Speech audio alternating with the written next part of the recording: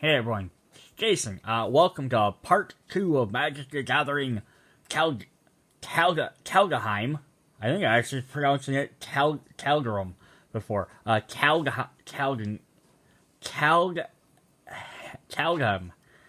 I am butchering that word.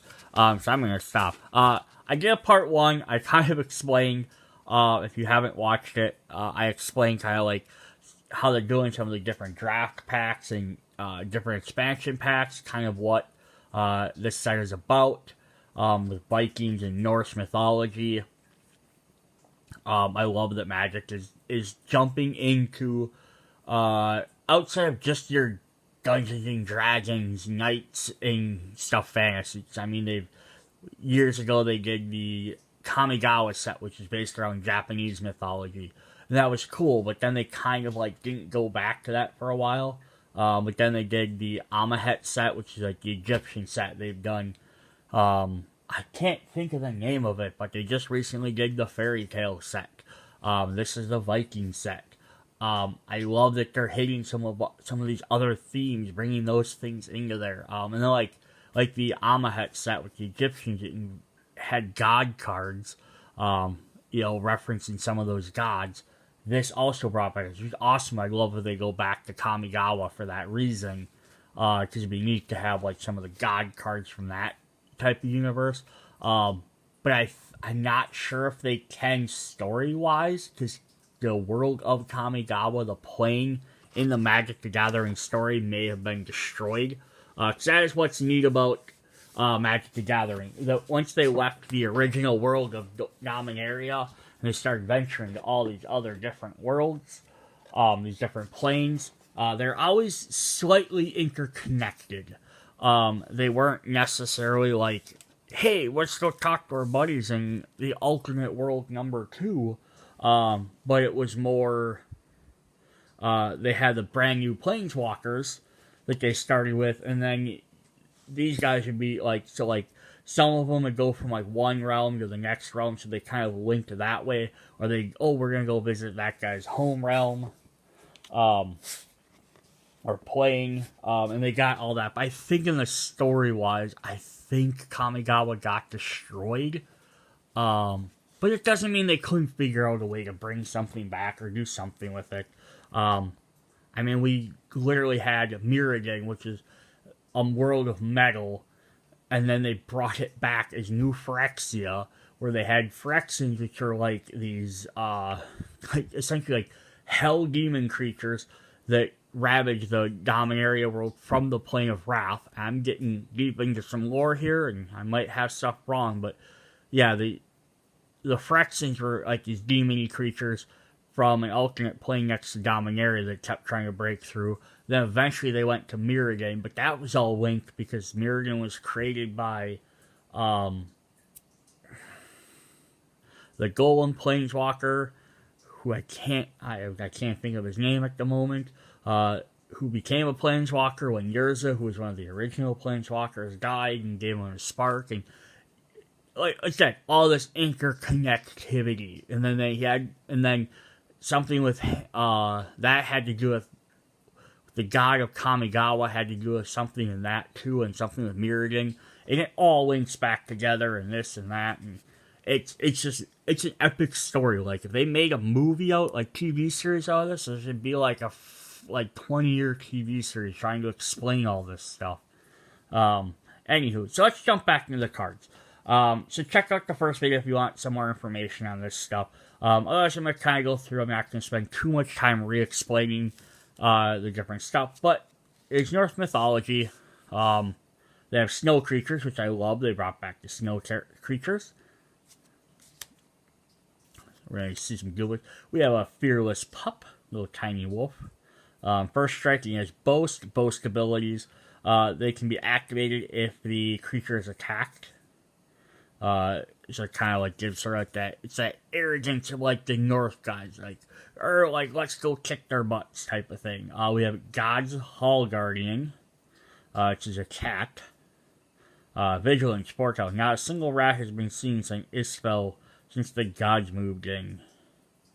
And Foretell is a special new keyword that lets you pay 2 regular mana, so they don't even know what color card it is or what card it is, because 2 mana could be anything, because you're paying 2 mana for it's a 6 cost card, but you could pay 2 mana for a 1 cost card, depending on what it is. And then later you can repay it for its other cost. So overall it costs you 2 plus 3 and plus 1, so it still costs you 6 mana to play this eventually, but you can pay 2 now, and then, 2 turns later when you have 4 mana, you can pay it for 4, rather than waiting around until you have 6 mana. So it's a neat effect, and it works for triggering different abilities and stuff. We have Coma's Faithful, an elf cleric. It's like one of the dark elves, and I like the fact is, like, even though they're the quote unquote dark elves, they're not necessarily evil, and that's what definitely makes Magic interesting, because it's that dynamic of you have the 5 colors that interact with each other, but it's not like white's the good guys, black's the bad guys. It's like, yeah, white's the color of generally justice, but you could have the white justice-y creatures, maybe they're too forceful, maybe they're overstepping their bounds, or they're subjugating, like, the red dwarf creatures, Here we just got a Mammoth Growth. I love because it's a growing card, the screen usually does, but it's also a picture of a mammoth. The long haul became the flat haul. We have another vehicle. Vehicles are card type they were introduced a couple years ago. So they play it, you have to have creatures with at least 3 toughness. And it can be 1 creature, it can be like a 3/3 creature, can roll this by himself, or you could have, 3 1/1 creatures. And it doesn't have to be 1/1, it could be a 1/6, it doesn't matter, as long as the power is there. The attack is 3 total. And that's neat, because it works thematically as a keyword. Like, I need this much strength to do this, so I can either get 1 big thing, or I can get a bunch of small things. And this is one of the boats, like, cool Viking boats that, big swooping front and a little masthead. So it says, whenever Raiders Carve attacks with the top card of your library, if it's a land card, you may put it in the battlefield tapped. So they're like explorers. That's neat. Squash is a giant card. This spell costs 3 less to cast if you control a giant. Squash deals 6 damage to target creature or planeswalker. The troll had recently crushed a human, much in the same way. Sadly, he expired too quickly to appreciate the irony. Starenheim Courser. Sort of a Pegasus. A Starenheim is the Valkyries, like, home. And it's Valkyries in this set are like angels. So, like, towards Norse / Marvel comic, Norse mythology, Thor and stuff, this would be like the heaven, which is why they're angels. It kind of makes sense for Valkyrie. Valkyrie are the ones who are supposed to, I know Valkyrie and the Marvel are usually Asgardian, but it's the idea they're the ones that usher the dead. So it kind of makes sense. Angels, kind of usher, sort of, I guess. Anywho, artifacts and enchantments cost 1 less to cast. It's a neat one to play. Here we got a legendary snow creature. So these are the changelings. Changeling race, which is really neat. Morty of the Frost. So he's a blue-green creature. And it says, you may have a Morty of the Frost enter the battlefield as a copy of a permanent you control, except it's legendary and snow in addition to its other types. And if it's a creature, it enters 2 additional +1/+1 counters on it and has changeling. So changeling means it's already every single type of creature. So, like that one card that said it got less for if a giant was in play, he's considered a giant for the sake of any of that stuff. But I love that it's a copy of any permanent except it's legendary and has snow.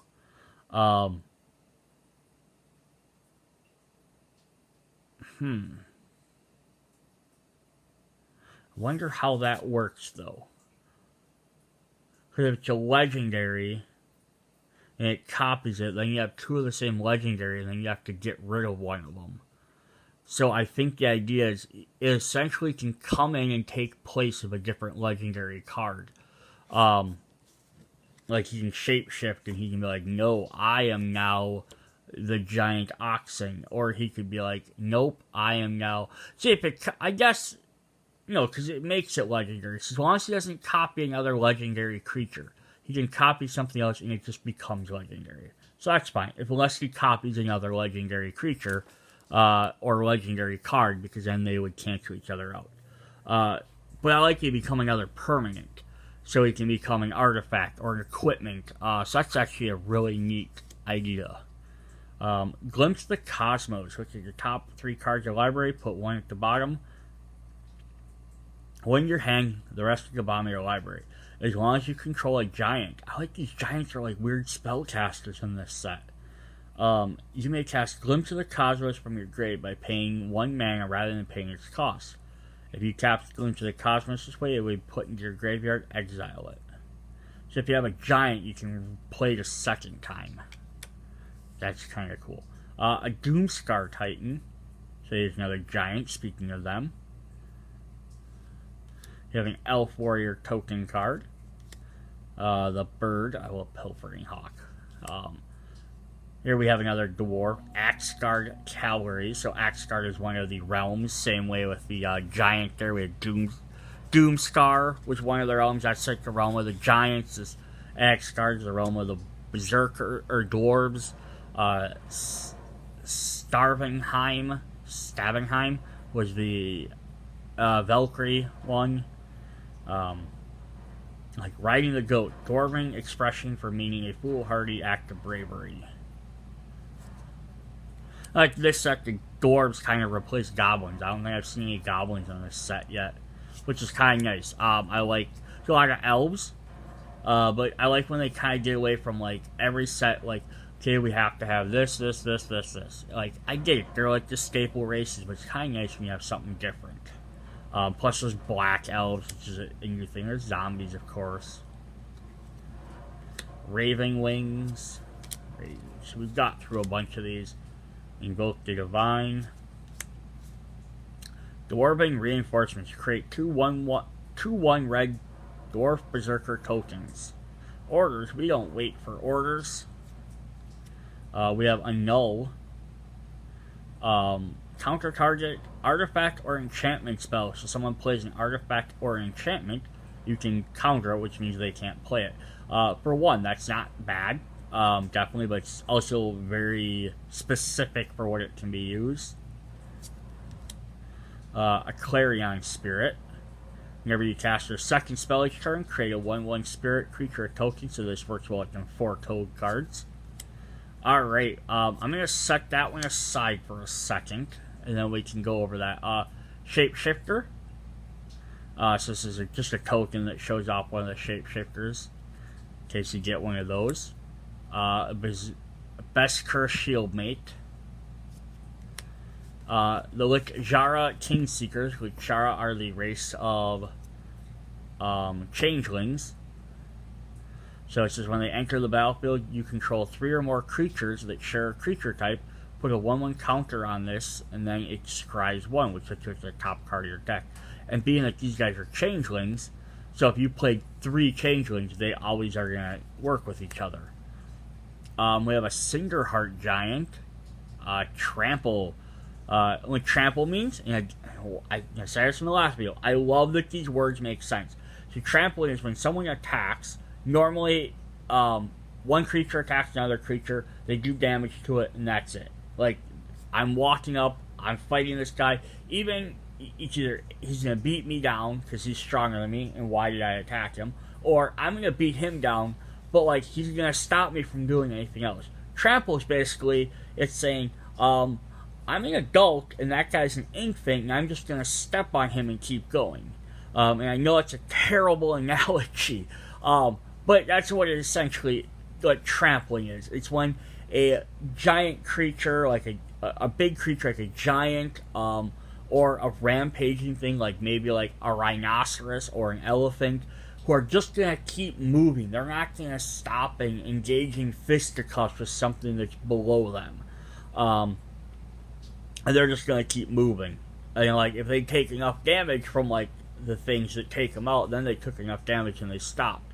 But if they have enough power to like run that thing over, they're going to keep moving. And that's what trampling is. So trampling just means they do damage to whatever creatures block them. And if they still have attack power left, they go through and they keep attacking the planeswalker or the other player. So Cinderheart Giant dies, deals 7 damage to a creature opponent controls chosen at random. So that's actually kind of neat, because basically it's like, he attacks, your opponent can either just take 7 damage, they can try and block him to absorb some of that damage, and then the rest is going to go to the player, or they can block all of it, enough to take him out, but then he's going to do 7 damage and probably destroy either whatever possibly that creature that, if it's still alive, that blocked him, they might take him out, or he's going to take out one of their other creatures, potentially. I don't know how you kind of have to work with someone else to decide how you do random. Usually whenever I do random in games like something like that, where somebody has to do something at random, is I suppose one, you could just pick up all the cards, shuffle them, and then place one down and be like, that's my random one. But if you have a bunch of tokens and other cards on them, that might be tedious. In that case, I'd probably just roll a die and bang like, alright, so we're going to roll a die, like whatever, and it'll be 1, 2, 3, 4, like roll a d6, and if there's 3 cards out, we'll do 1, 2, 3, 4, 5, 6. Something like that. Alright, so this is another card that they started back in the Dominaria set, which I love. This is a neat card. These are called Sagas. So when a saga comes in, it's a way to integrate telling part of a story. And I loved it in Dominaria set because it was like retelling like the last 20 years of Magic history, and they had a bunch of cards in there, and I'd pull them out and I'd be like, oh, that's awesome, like this references this, then this reference.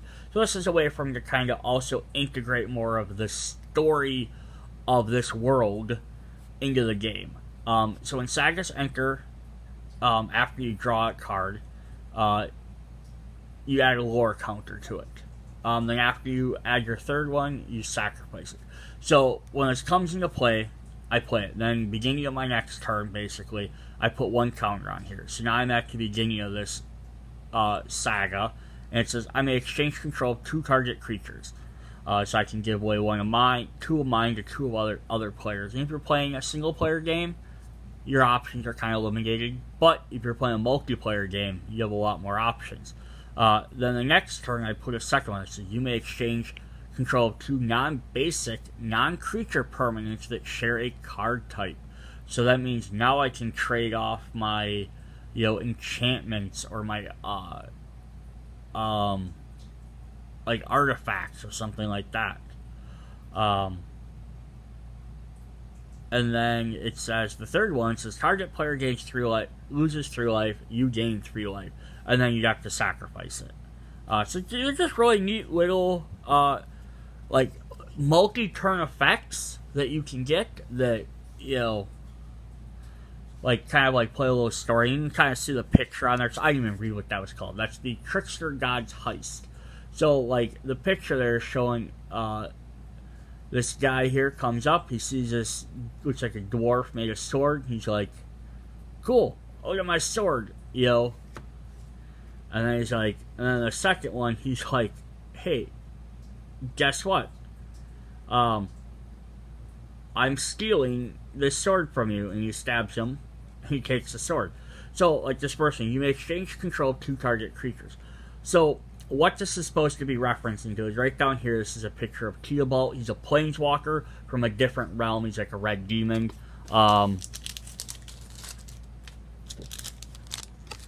It is this guy right here. Yeah, he looks like a literal devil. He's from a different realm. So in this world, he came in. He took the place of,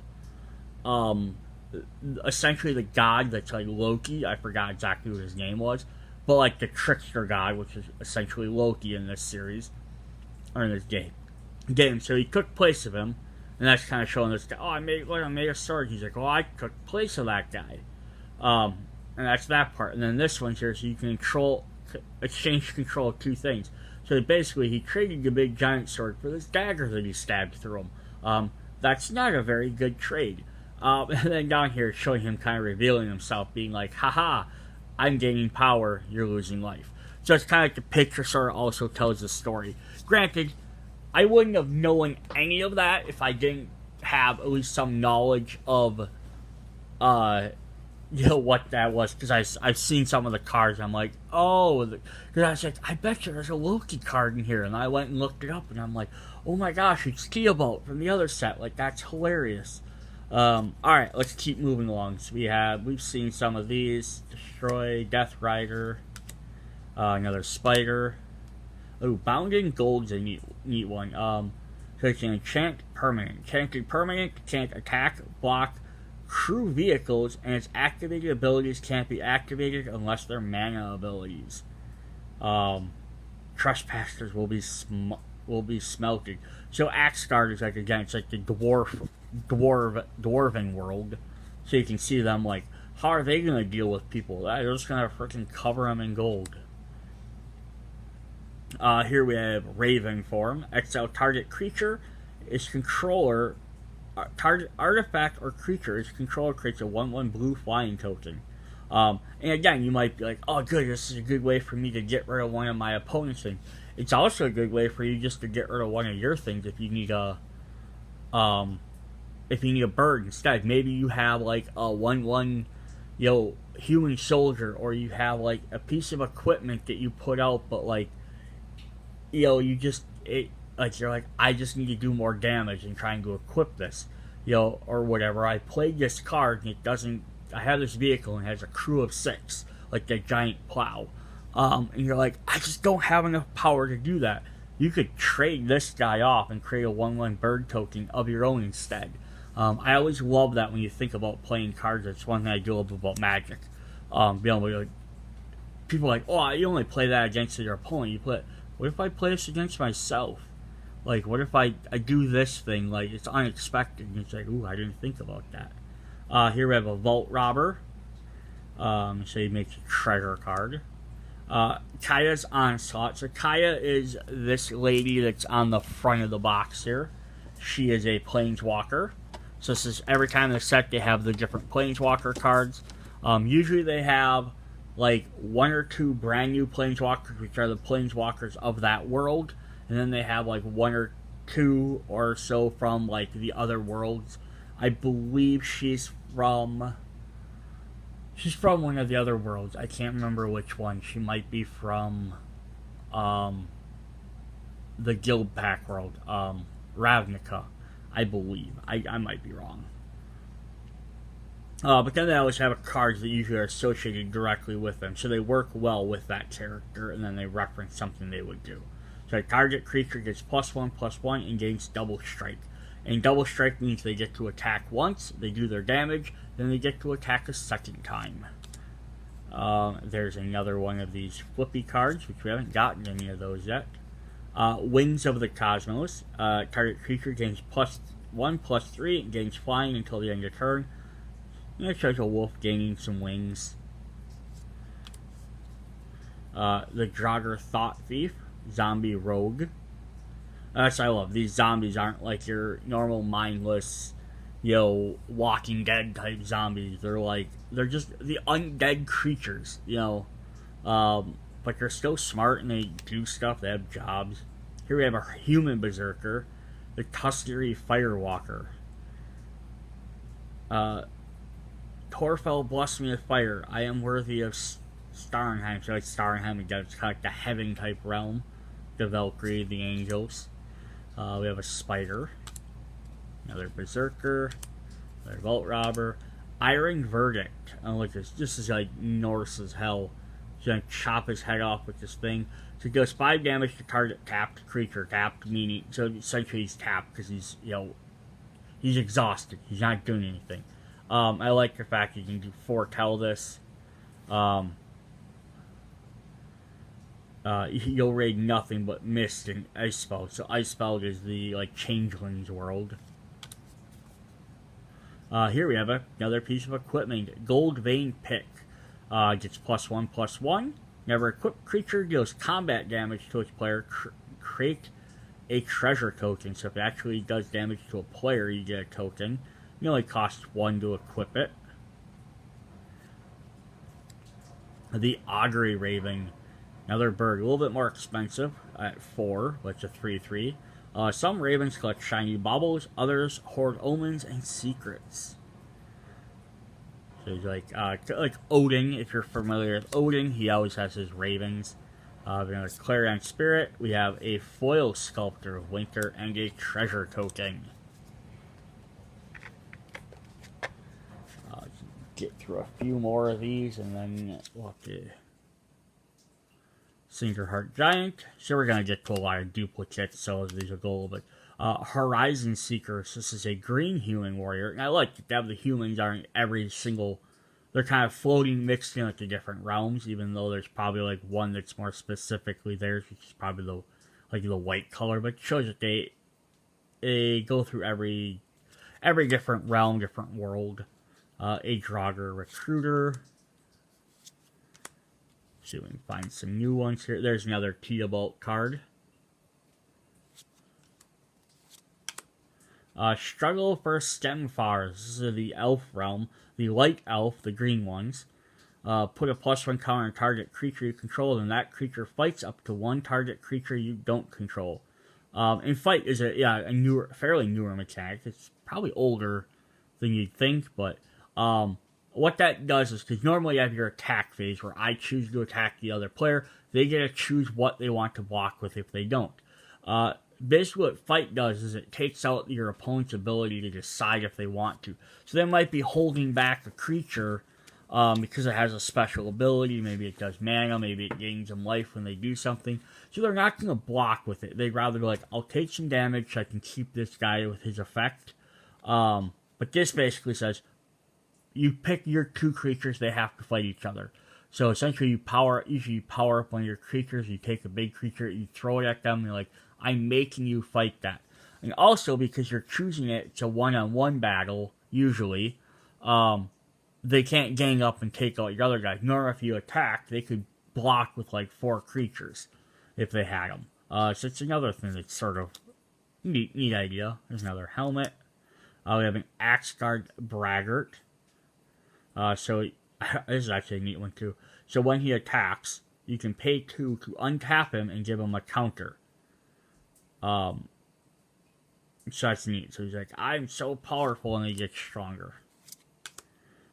Jasper Sentinel, some green elves we're just talking about. So this has Reach.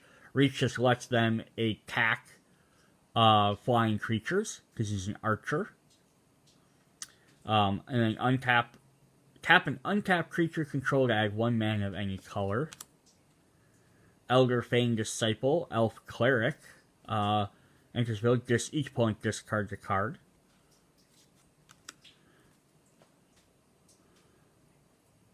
Alright, now we have a red Shackles of Treachery. Red, I got out of focus here.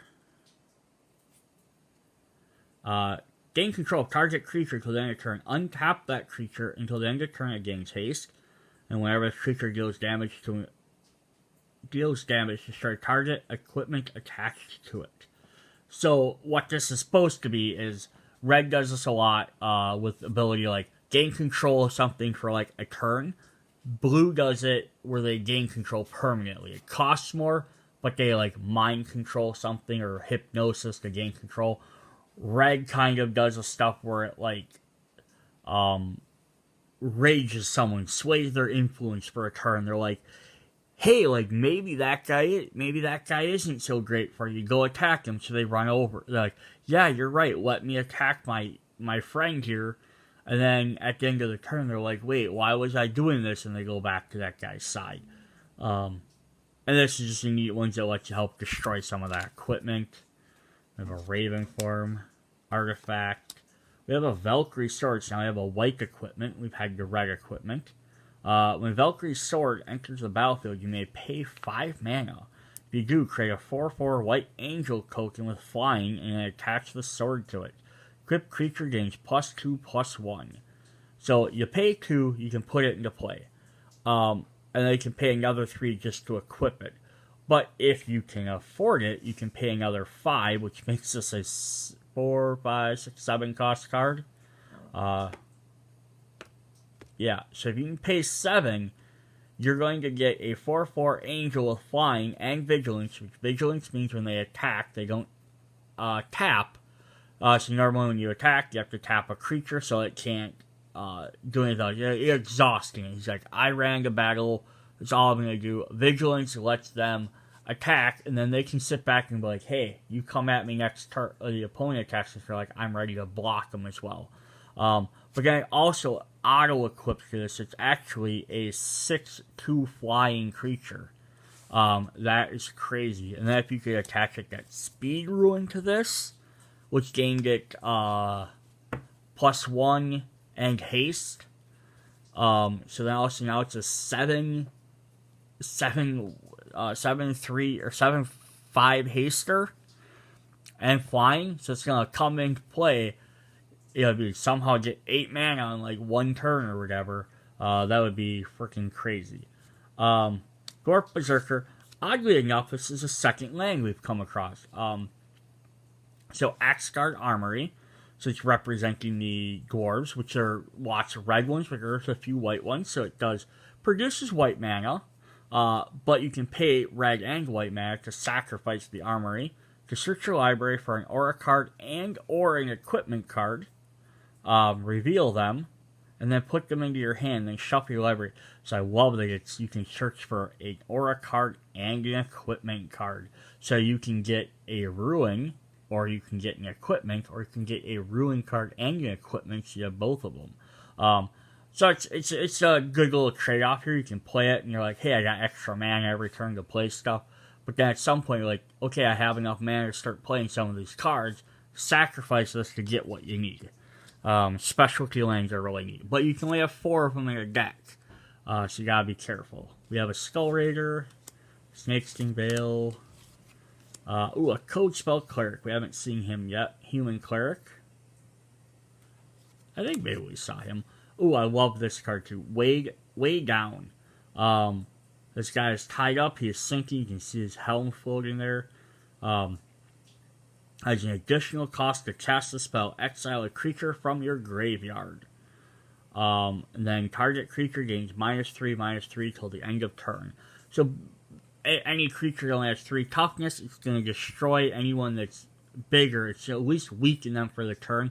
And you can kind of like theming, like justify it being like it's supposed to be like you can sacrifice a creature in your graveyard. So it's supposed to be like the Draugrs, which are like the zombies. So basically, zombies like pulling this guy underwater, weighing him down. Which I think is supposed to be the lore behind this card.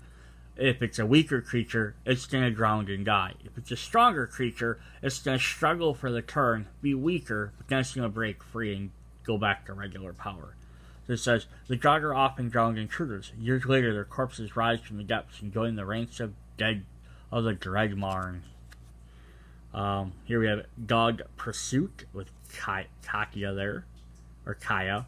At the beginning of your end step, each opponent loses 1 life, you gain 1 life. We have a Rune of Speed. Again, we have another one of those. And if you noticed, I haven't gotten any mythic or like very many rare cards. Because actually I'd set them aside when I was going through all these cards.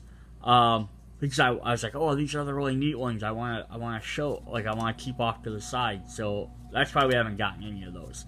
So we're definitely going to get to them sometime soon. Hope maybe in this video, possibly the next one. Demon Bolt. Just 4 damage to creature or planeswalker. Path to the World Tree. So the World Tree, if you're from like Norse Mythology, enchantment. The Path to World Tree enters the battlefield. Search your battlefield for a basic land, reveal it, put it in your hand, and then shuffle your library. That's a common green card. If you pay 2 mana plus 1 of each other color, sacrifice the Path to the World Tree. You gain 2 life, which is the white effect. Draw 2 cards, the blue effect. Target opponent loses 2 life, the black effect. Path of World Tree goes 2 damage to up to 1 target creature. So that's your red damage. And then you create a 2/2 green bear token, and that's your green effect.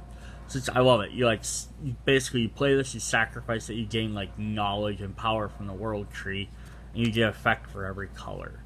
Oh, awesome. We have a blue equipment. So now we've had a white, a red, and a blue. Giant's Amulet.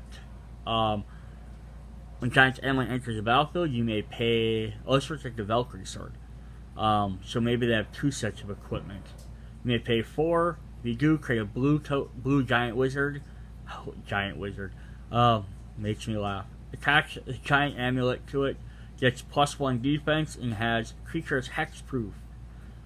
So that's kind of cool. It only costs 1 to make a creature hexproof that's untapped, but you can throw it on a giant if you can pay for them. Nice alternate way to get a creature into play. There's a white token. There's one of them giants. Seize the spoil with additional cost. Discard a card. Draw 2 cards and then create a treasure token.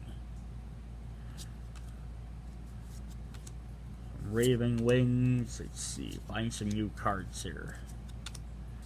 Depart the Realms. There's a new one. Foil card. Foretell on the back there. And we have a foil Valkyrie. We have another land. So this is the Jara Mirror Lake. So it works like the white one, except it's the white and green. Or sorry, blue and green. So you can sacrifice it, create a token of a copy target creature, except it enters the battlefield with an additional 1/1 counter, and activate this only when you could cast a sorcery. Human warrior. Look, that's such a Norse looking character.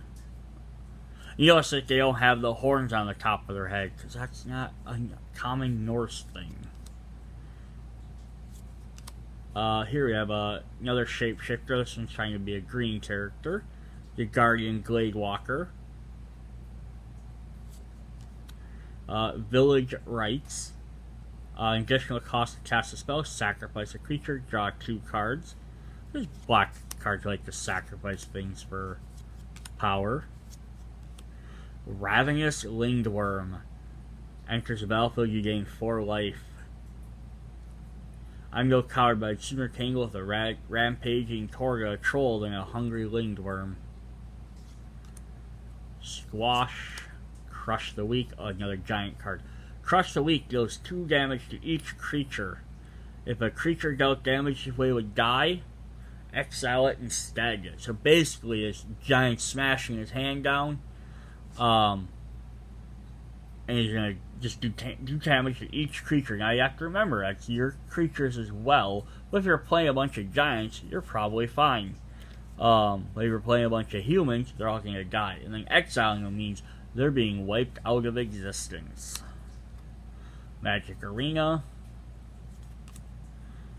Yeah, there's our red armor.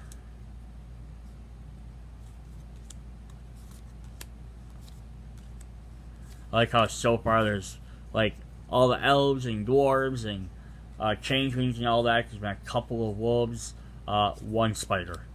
That's it. I mean, like the Yeti I get because it's like mythical big creature, like some of the bigger ones, but it's odd. It's just nope, just 1 spider.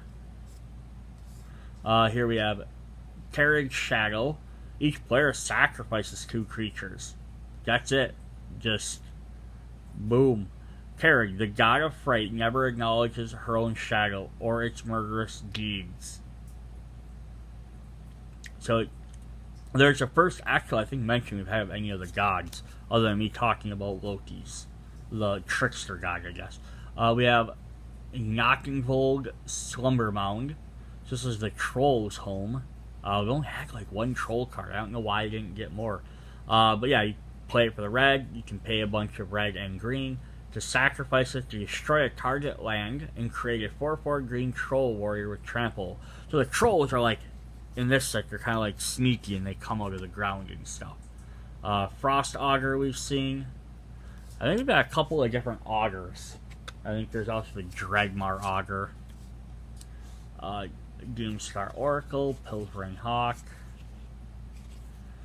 see if we can find some new ones. There's our Colossal Plow again. Here's another Valkyrie. Angel Warrior, Stalwart Valkyrie. You may pay 2 to exile a creature from your graveyard rather than paying the spell's mana cost. So basically, she can sacrifice something from your graveyard to come out cheaper. Mistwalker, Infernal Pet, Poison the Cup. Alright, we've seen this card before, but I didn't look at it because it was a foil, and I knew I had a non-foil version. So it's a zombie berserker, but he says, enters the battlefield with up to 2 target creatures, each get +1. So it's showing with some various wolves. And that's just the idea. As he comes into play, he can pump up his wolves and they become indestructible. Means they can't be destroyed. Strategic planning.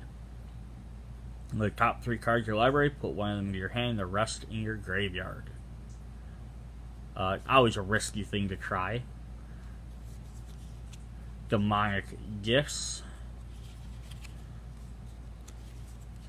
Story Seeker is an elf token.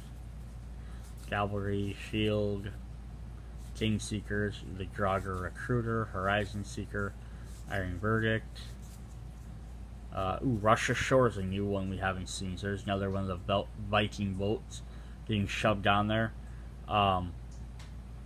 Choose one or both. Target, the owner of target non-land permanent puts it on top or bottom of their library, or return target non-land permanent to its owner's hand.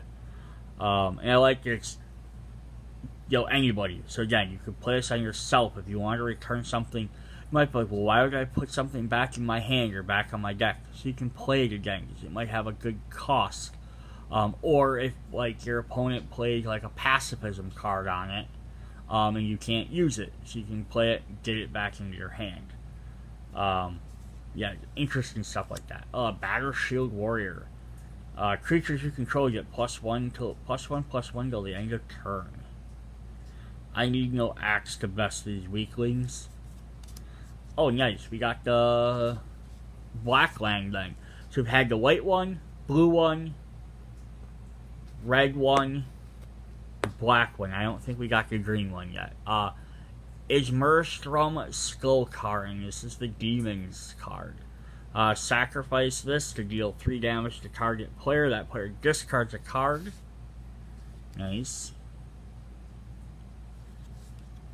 Play it right away to gain your mana, and then when you don't need that much mana, I got enough other mana, you can go ahead and sacrifice it for an effect. I like cards that do that, so you're not feeling like you're wasted later on. Shore, Glimpse of the Cosmos. How to cast spells. Alright, so that's not all of them. We're not done. But that was all the ones I did not have set aside. So here's the ones from that one special pack. So this is a Jotunum Grunt. This is from the Cold Snap set. So this is not even from this set. It has a little extra different Planeswalker symbol in the bottom. So it's from an older set. You can see the borders are kind of different. They kind of tweak it to stay sort of the same. But here, this borders inside of there, and that one's, I think, let me grab another creature. Yeah, you can see how the borders on the new ones, how on the very bottom, this box goes like that, kind of wraps underneath, and that does that, and then they kept it so it went all the way out, so it kind of looks more like the originals, but still an updated thing. But yeah, this is a giant soldier, so it works with the set. It's cumulative upkeep. Put 2 cards in a single graveyard at the bottom of their owner's library. Cumulative upkeep is at the beginning of your upkeep, your turn. You put an age counter on this permanent, then sacrifice unless you pay its upkeep cost for each age counter. So, first turn you play this, it's a 2 cost for 4/4, which is crazy. And then you have to, so at the beginning of your next turn, you put a counter on them. And then you have to put 2 cards in a single graveyard on the bottom of their owner's deck. So it can be yours, it can be your opponent's. So if you play this really early on, it's going to be hard to play it. You play this later in the game, you might be able to keep them out longer because there'll be more cards in there. But you also have to remember is that if you run out of your cards, and you can pick your opponents, but then you're giving them more fuel to get their cards back. Unless they're playing a deck like that benefits from using their graveyard, then maybe you're actually hurting them. So here we have a dual land. So this comes in, it's a snow land, and then it's either a forest or a mountain. So it can be used for either. There's another Rush Ashore, Grim Draugr, Skull Raid, Kennel Master, Raise the Draugr. There's that full art card that we got, which is creating his hand is crystal too. Interesting. Because it looks like this guy, Replicating Ring. Snow Artifact. Add 1 mana of any color for 3. That's pretty cool. At the beginning of your upkeep, put a night counter on Replicating Ring. Then if it has 8 or more night counters on it, remove all of them and create 8 colorless snow artifact token named Replicator Ring with add 1 mana of any color. So you play this. If it sits out here for 8 turns, you get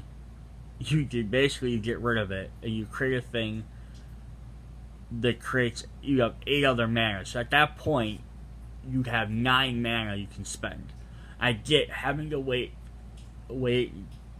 8 turns to get 9 mana, but then having 9 mana of any color every turn, if you have some certain effects or whatever, something you can pay multiple costs of, like a spell that says pay this much mana to do this, and you can keep playing it, you could wreck some stuff with all that. I'm sure there's ways to manipulate that. Here's one of them cool artwork ones. So this is a red one. Arn Brokenbow. He's a legendary Berserker creature. Haste, Boast. You may change Arnie Brokenbow's base power to +1 to the greatest power amongst other creatures you control to the end of turn. That's crazy. So when he attacks, he's a 3/3 creature, but you could pay 1 to have him all of a sudden become the biggest creature +1 to whatever you control. So that's neat. So he's kind of like that. You think that guy's tough? Watch this. I'm 1 tougher than him. Blizzard Brawl. This just seems like a Viking thing. Guy attacking a bear that's twice the size. Snow Sorcery. Choose target creature you control and target creature you don't control. And if you control 3 or more snow permanents, the creature you control gains +1 and indestructible. The creature's fight. So, for 1 mana, you pick 2 creatures, they fight. That's happened before. They have a card called Fight, I think, that does that. Or other cards that do very similar things. But if you have at least 3 snow permanents, you have 3 snow lands, or 2 snow lands and a snow creature, or whatever, the creature you picked gets +1, so it's a little bit stronger. It's also indestructible, so it can't die regardless of what it attacks. That is nuts. Here we have another legendary snow creature to go with it. As I said, this is that pack that had all the snow stuff. So we have Narfi, the Betrayer King, Zombie Wizard. Other snow and zombie creatures you control get +1. So yeah, imagine playing that with this. Now they have +1 as well. And then if you pay 3, you can return him from your graveyard to the battlefield. So that's cool. I'm gonna put this in one of my decks. I have an ice deck, and this is definitely going in there. Icebind Pillar, Snow Artifact. So it's awesome. Again, you can play this. It works towards them artifact cards. Play 1 snow mana, tap target artifact or creature. So that's cool. Valky. Valky's the mischief god. I'm disappointed you. How could the god of lies be so gullible? So that's showing that's Theobald froze Velki, which is Loki, the god of mischief or lies, and then you replaced him. Morty of the Frost, we've seen him before, and there's that Jotunium Grunt.